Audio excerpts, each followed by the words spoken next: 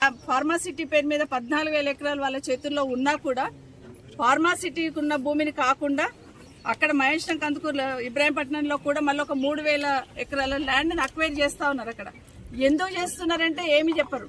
నిజంగా అక్కడ బాధితులు ఎవరంటే ఫార్మా ల్యాండ్కి 4-5 రోడ్లు ఉన్నా కూడా మళ్ళీ ఒక రోడ్డు కావాలి కొత్తది అని ఎవరి కోసం వేస్తుందో తెలియదు. కొత్త రోడ్డు కావాలని 1000 ఎకరాల భూమిని అక్వైర్ చేస్తూ ఉంటే ఆ భూములలో చూస్తూ ఉంటే చిన్న సన్నకారు రైతులే ఎకరా భూమి 2 ఎకరాల భూమి ఉన్న పేదవాళ్ళు SC ST BCలు ఎక్కువ ఉన్న భూములను తీసుకుంటా ఉన్నారు.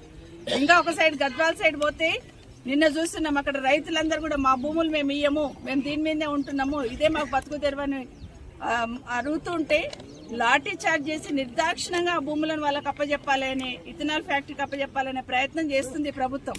నిన్న మాట్లాడుతూ ఇథనాల్ ఫ్యాక్టరీ బీఆర్ఎస్ పార్టీ ఉన్నప్పుడే ఇచ్చున్నామంటే క్యాన్సిల్ చేయండి, క్యాన్సిల్ చేసి వాళ్ళ భూములు వాళ్ళకి ఇవ్వండి. అది చేత కాకుండా ఏదో ఒక రకంగా నెపం నెట్టి రైతుల దగ్గరికి వెళ్ళి భూమి లాక్కోవాలని నిన్న 40 మంది రైతుల మీద గద్వాల్లో నిన్న 40 మంది రైతుల మీద కేసులు పెట్టి లాఠీ చార్జ్ చేసి ఇష్టం వచ్చినట్టు కొట్టి జైల్లో పెట్టినారు.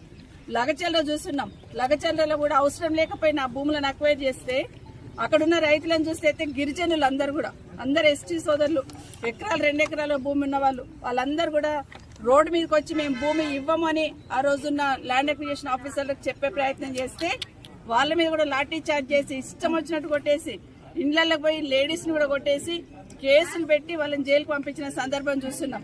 కానీ లగచెల్లలో ఉన్న మహిళా సోదరిమణులందరూ అక్క చెల్లెలందరూ ఢిల్లీ దాకా పోయి పోరాటం చేస్తున్నారు.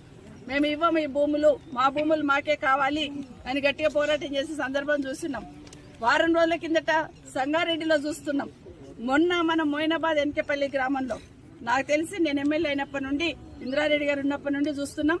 వాళ్ళ భూములు వాళ్ళు దున్నుకుంటుంది, పంటలు వేసుకుంటుంది. సంవత్సరానికి ఒకటే పంట వాళ్ళకి వండేది, వానాకాలం పంట మాత్రమే.